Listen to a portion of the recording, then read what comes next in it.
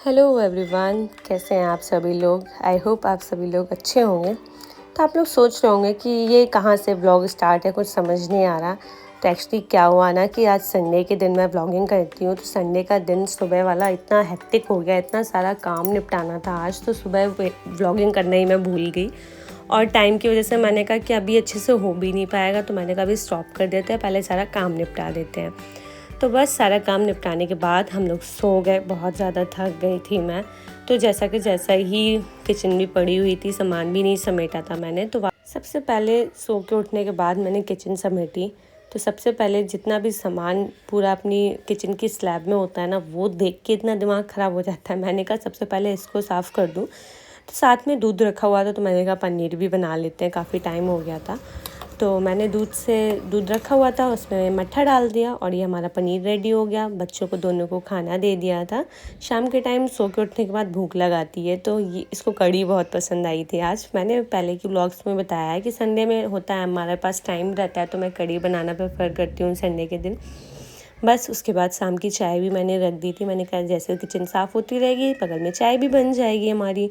चाय शाम को ऐसा लगता है ना कि चाय थोड़ा सा पी लो तो रिफ़्रेशिंग सा फ़ील होता है, वरना सो के उठने के बाद मुझे लग रहा था अभी मैं और सो लूँ, क्योंकि नींद ही नहीं पूरी होती है संडे वाले दिन। और बाकी दिन तो हम लोग सोते भी नहीं है, लेकिन फिर भी संडे का दिन ऐसा होता है, लगता है सो भी लें, सारा काम भी कर लें, सब कुछ अच्छे से हो जाए, पर ऐसा नहीं हो पाता है। बहुत सारे काम तब भी रह ही जाते हैं। तो बस किचन वगैरह समेटने लगी। हेलो।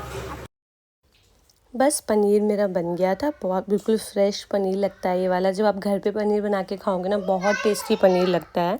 उसके बाद इसको मैंने एक बाउल में रख के पानी भर के फ्रिज में रख दिया था।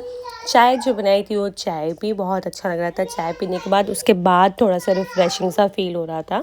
उसके बाद बच्चों को थोड़ा सा घुमाने ले गई, बच्चों को साइकिलिंग कराई। तो ये छोटा वाला तो साइकिल चलाने से नहीं रहा था, फिर मैंने खुद ही पकड़ के इसको चलाया। उसके बाद थोड़ा सा बच्चे भी खुश हो गए, बाहर घूम के आके सब लोग खेलने।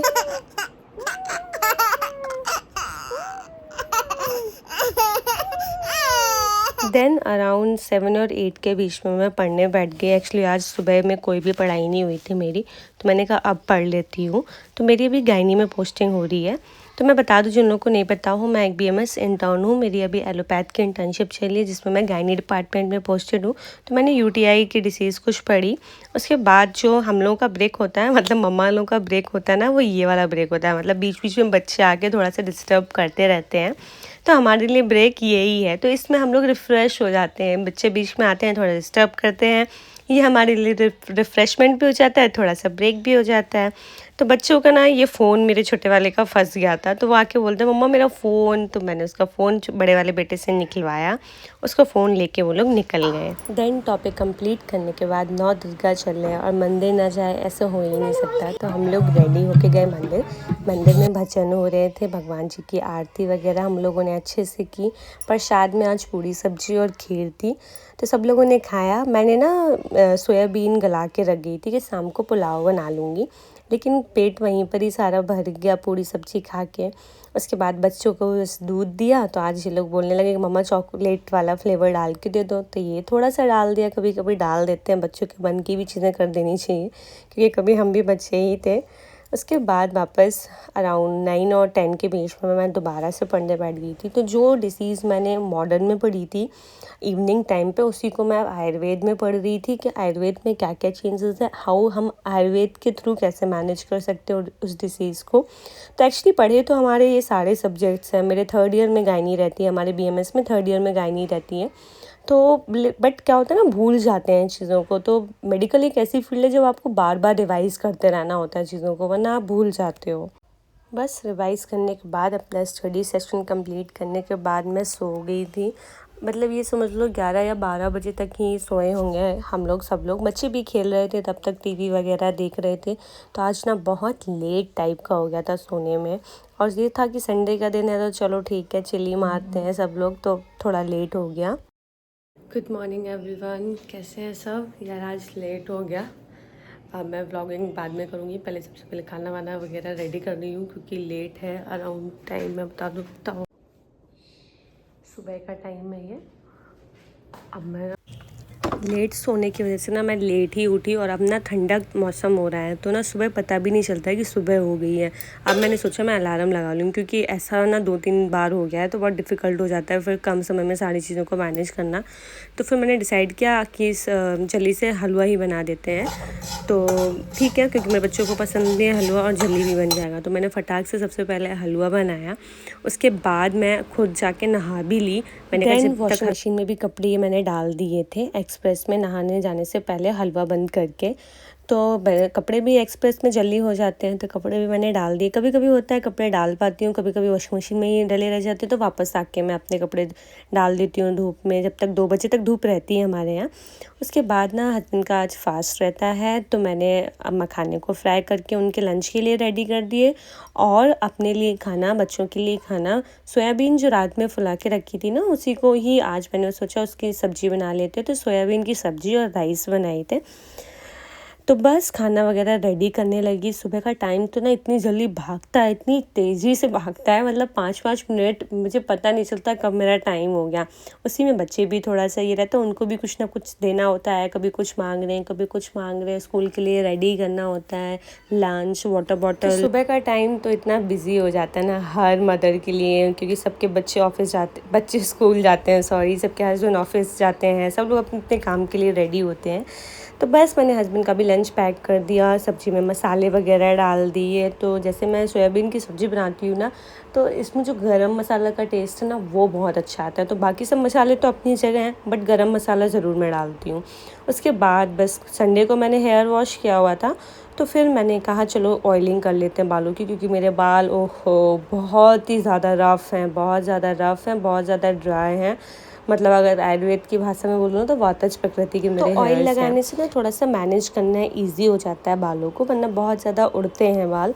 तो मैंने बस ऑयल करके अपने बालों में एक छोटी सी चोटी बना ली। बस एक तरफ सब्जी बन गई, दूसरी तरफ चावल चढ़ा दिए, तो इस तरीके से खाना रेडी हो गया। उसके बाद मैं खुद रेडी हो गई। तो खाने के साथ साथ अपना पर्सनल काम भी चलता रहता है। बस मैं रेडी हो गई हॉस्पिटल जाने के लिए, जाके OPD देखना स्टार्ट किया।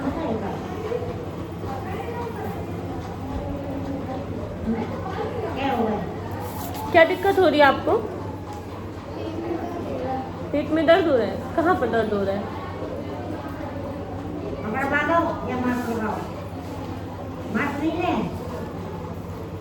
कितने महीने की प्रेगनेंसी आपकी? 8वां चल रहा है? 7 कंप्लीट हो गए हैं?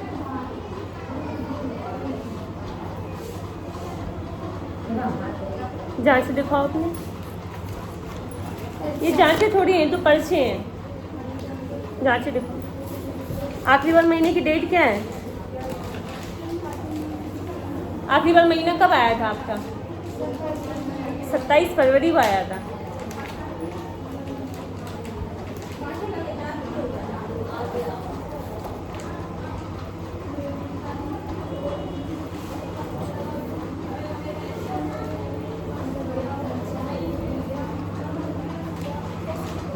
तो एज़ इन टर्न हम लोग अपने सीनियर कंसल्टेंट के साथ OPDs देखते हैं, वो हम लोग को गाइड करते हैं पेशेंट को किस तरीके से कंप्लेन हो सकती है, आपको क्या क्या ट्रीटमेंट करना है। और वन थिंग फीमेल्स के साथ एक मतलब स्पेशली मैं कहूँगी हर एक इंटर्न के लिए या जो नए नए हैं इस फील्ड में, तो उनकी LMP ज़रूर मेंशन कर लो, वरना ना पेशेंट बताता है ये बाद में पूरी हिस्ट्री ले लो, बाद में बताएंगे कि हाँ मैं प्रेग्नेंट हूँ, पहले बताते ही नहीं कि मैं प्रेग्नेंट हूँ। ठीक है, और आप इतनी सारी भीड़ रहती है, आप सबको देख के और ऐसे जज नहीं कर सकते। कुछ फैटी पेशेंट्स भी होते हैं, कुछ समझ में भी नहीं आ रहा होता है कि नहीं का, और वो लोग प्रेग्नेंट होते हैं। तो LMP तो मस्ट है, उनसे पूछ लो LMP कब आई है। गायनी की तो हिस्ट्री भी बहुत गलत देते हैं पेशेंट, हिस्ट्री निकलवाना सबसे बड़ा टास्क होता है गायनी में। मम्मी मेरी भी अंग्रेजी बोल हो गई, पता कैसे? अच्छा कैसे? स्टम्पर की बॉल। बस लौट के घर आने के बाद ना इतना थक जाना होता है और इतनी तेज़ भूख लगती है ना कि मैं बस फेस वॉश करती हूँ, हैंड वॉश करती हूँ, अच्छे से कपड़े वगैरह चेंज करती हूँ और सीधे खाने की थाली परसती हूँ अपने लिए और बच्चों के लिए। बच्चों लोगों ने खाया होता है तो वो नहीं खाते, कभी कभी उनका मन हो जाता है तो मेरे साथ भी खाना खा लेते हैं। ऐसे स्किन को भी थोड़ा सा प्यार कर लेते हैं हम लोग। तो मैंने अपनी स्किन पे फेस वॉश करने के बाद टोनर लगाया बायोटेक का। कभी कभी याद रहता है यार तो लगा लेते हैं, ऐसा कोई मैंडेटरी नहीं है। अभी स्किन केयर टाइप वाला मेरा कोई मूड नहीं हो पाता है, मैं आती हूँ और थक जाती हूँ तो मैं सीधे ना खाने पे ही भूख लगती है तो खाना ही सीधे खाती हूँ। बट कभी कभी ऐसा होता है जब ऐसा लगता है बहुत ही ज़्यादा स्किन ख़राब हो रही है तो फिर कर लेती हूँ। तो बस सबसे पहले एक गिलास पानी, जो बहुत प्यास लग रही होती है तो पानी पीते हैं, उसके बाद खाना खाना स्टार्ट कर देते हैं। तो सब्जी और चावल मैंने सुबह आपके सामने ही इस व्लॉग में बनाए हुए थे, तो बस उन्हीं को खाती हूँ। और आई होप आपको मेरा ये व्लॉग पसंद आया हो। अगर व्लॉग पसंद आया ना तो प्लीज़ वीडियो को लाइक कर देना, अपने दोस्तों के साथ शेयर कर लेना और मेरे चैनल को सब्सक्राइब कर लेना। थैंक